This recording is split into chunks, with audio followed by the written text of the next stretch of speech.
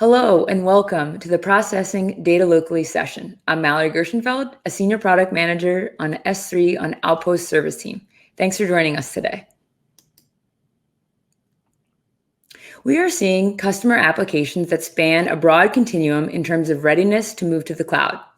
In this continuum, workloads on the left-hand side are easier to migrate to the cloud and often include everything from back-office applications to SaaS applications delivered to mobile devices. The right-hand side addresses workloads that are harder, having more requirements before they can migrate, whether that's because of low latency needs or local data processing for workloads that may run on factory floors, real-time medical imaging, or content and media streaming. And in the middle, we have workloads that could use either a cloud or an on-prem solution, depending on what's available in the region. This type of situation usually involves data that needs to remain in a particular country, state, or municipality for regulatory, contractual, or information security needs.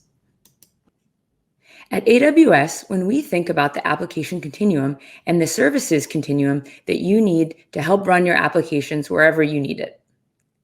Starting off with the AWS regions that serve most customer use cases, and then extending out to the farthest parts of the edge with IoT and disconnected environments. We are also building out services in the middle tier where customers need AWS infrastructure and services on premises in large metro centers near end users and at the edge of the 5G network to reach mobile devices. When we look across this continuum, AWS regions serve the need of most customer use cases. For the middle tier, AWS provides AWS Outposts, which provide infrastructure and services in customers' on-premises environments and is the building block for AWS local zones that brings services closer to end users in large metro centers, as well as AWS Wavelength that delivers AWS services to the edge of 5G networks.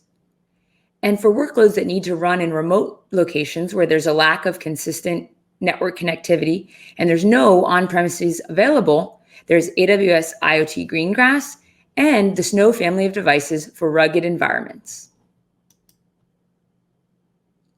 There are typically three main reasons why an application must remain on premises: for low latency requirements, data residency locations, and in today's topic, local data processing. So what does local data processing really mean? There has been an exponential increase in the data that is being generated by both users and devices.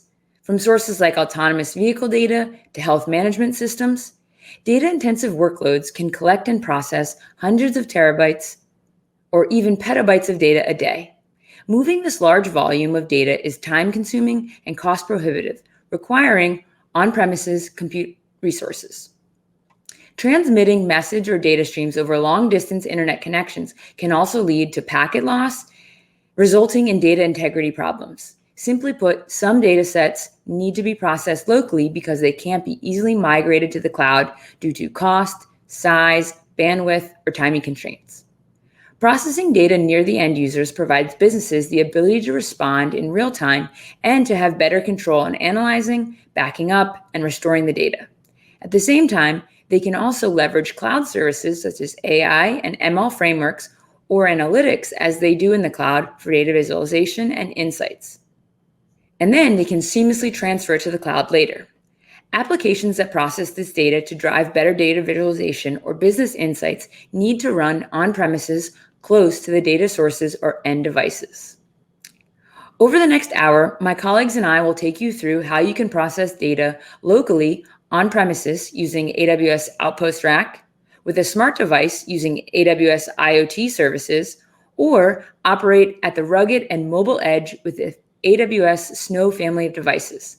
These AWS Edge solutions give you a wide range of options depending on your specific scenario to make the most of your data at the source. First, we'll cover local storage with S3 on Outposts with a service overview and a demo of a computer vision model at the edge. S3 on Outposts runs on an AWS Outpost Rack, so you might wonder, what is an AWS Outpost Rack? Outpost Rack enable you to develop once and deploy that application in either the AWS cloud or your on-premises location without having to rewrite your application. With Outposts, you have the same hardware and software infrastructure and a consistent set of tools across your AWS cloud and on-premises environments to build and run modern cloud-native applications anywhere. AWS Outpost Rack is fully managed and supported by AWS. So it will automatically be patched and updated as a part of ongoing operations in the public AWS region that it's home to. So you don't have to worry about patching or updating. You can use the same AWS console to view and manage your resources, whether those resources and services are in the AWS cloud or in your on-premises locations. You can use the same AWS console to view and manage your resources, whether those resources and services are running in the AWS cloud or in your Outpost Rack in your on-premise environment. You can use the same AWS CLI and SDKs that you use today in region to deploy your applications to the Outpost. So where can you deploy an AWS Outpost Rack? Today, we have over 70 supported countries and territories. Many of these locations do not have an AWS region today. We're continuing to add more countries and territories over time based on customer demand. So we'd love to hear from you, whether that's today in our Q&A session or with your account manager to let us know a new location you'd like to deploy a rack. Now that you know where you can deploy Outposts, you might also wonder what services are available locally to the Outpost. Outposts run a subset of the services as in region, where the Outpost catalog contains options for you to build an Outpost that meets your application's need. EC2 instances supported on Outpost devices include the latest generation of Intel-powered instances. You can select from a wide variety of EC2 types, including compute or memory optimized or graphics or I/O optimized. In addition, Outposts offer local storage instances, which we'll dive into next. As we looked into use cases, we wanted to add support for a variety of storage options to help fully deliver for and solve for varied customer workloads, considering both data residency and hybrid requirements on Outposts. Today, we support three main storage constructs: Amazon Elastic Block Storage, EBS, which provides an easy-to-use local block storage. Just as in the AWS region, you can use EBS GP2 volumes for boot or data volumes and attach or detach EBS volumes to EC2 instances running on your Outpost. It provides snapshot and restore capabilities and lets you increase the volume size without any performance impacts. All EBS volumes and snapshots are fully encrypted by default. The second storage construct is Amazon S3 on Outpost, which provides consistent experience for local object storage. And finally, you can combine these together for local backup options for EBS snapshots and RDS database backups. In the following slides, let's talk about those in more detail. Customers can now use Amazon S3 locally on their Outpost to store and protect object data for a range of use cases, such as data lakes, backup and restore, archive, enterprise applications, IoT devices, and big data analytics, all while adhering to relevant data residency requirements and the tools to store the objects locally. S3 on Outpost provides a single management console, as well as the familiar S3 APIs and features that you're used to in region. Customers can select S3 on Outpost capacity from our 5 sizes, ranging from 26 terabytes up to 380 terabytes. S3 on Outpost also introduces a new Amazon S3 storage class named Outposts. This storage class is designed to durably store data across multiple devices and servers on Outpost.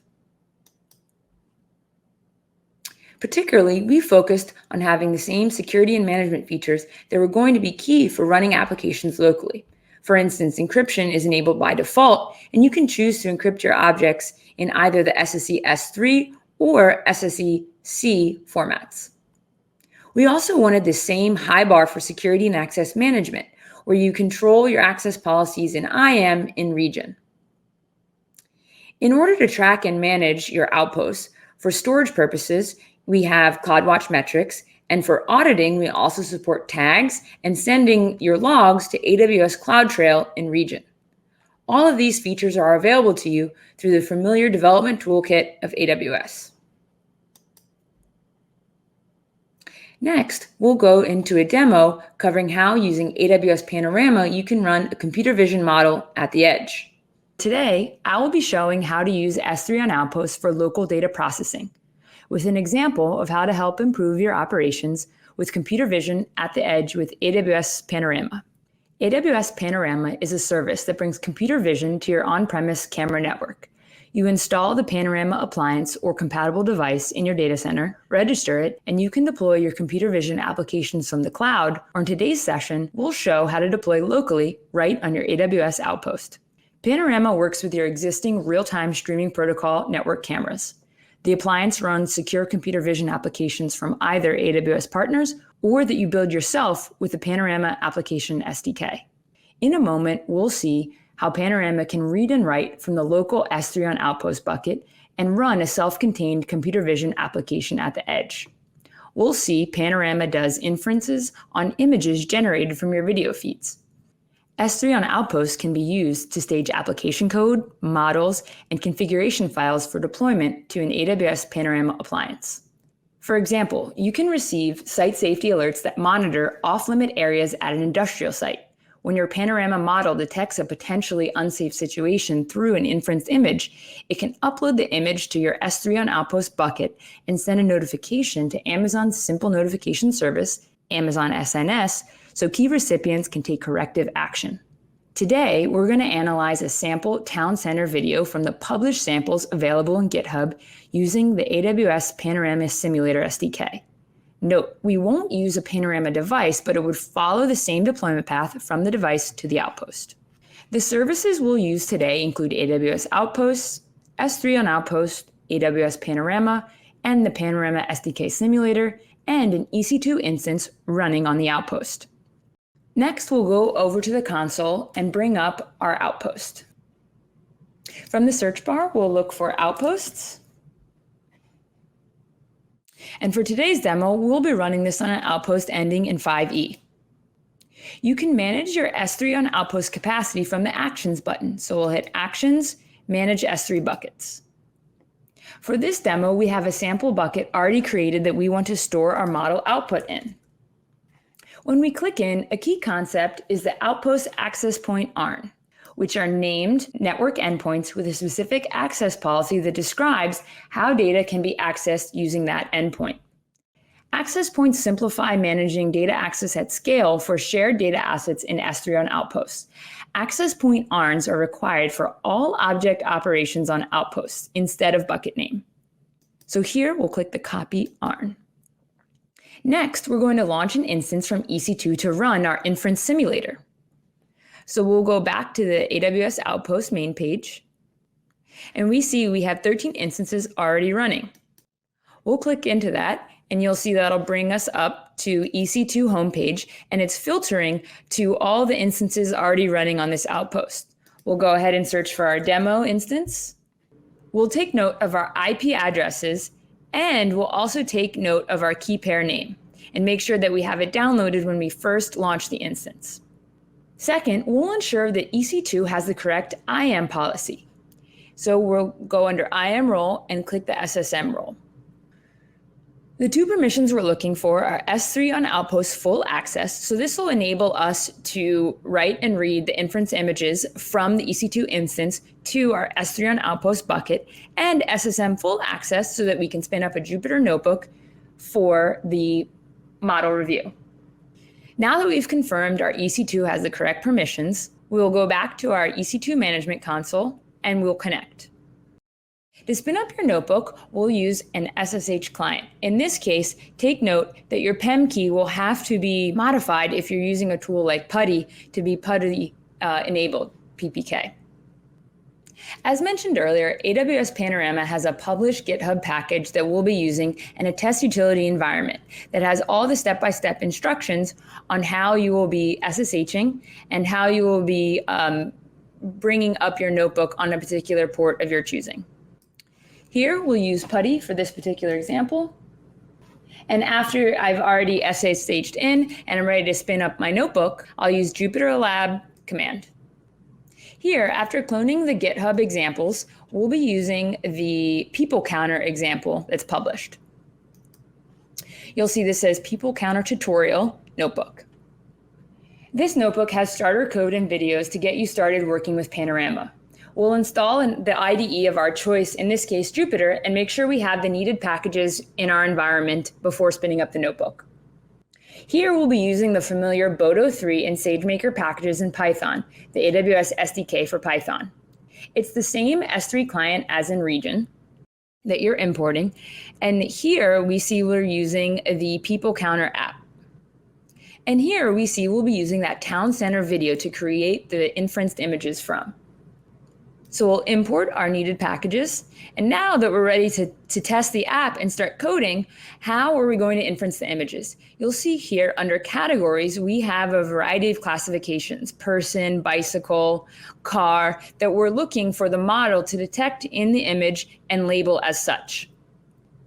Next, in this last step, you'll see the send to S3, and you'll see that this is the access point ARN that we copied from the S3 on Outposts console screen.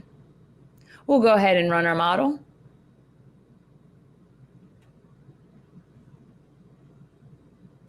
Now we see that the model has successfully run the computer vision model and labeled all the categories that we asked, and it's looping through the pictures. So we see the bench, the person, and the bicycle with the confidence interval that it's been labeled as such. From here, you could package that into an app and deploy it back on your Panorama compliant device. You can store this notebook and all other app files in your S3 on Outposts bucket. So for our final step, we'll go ahead and list the objects that we have just used in the model.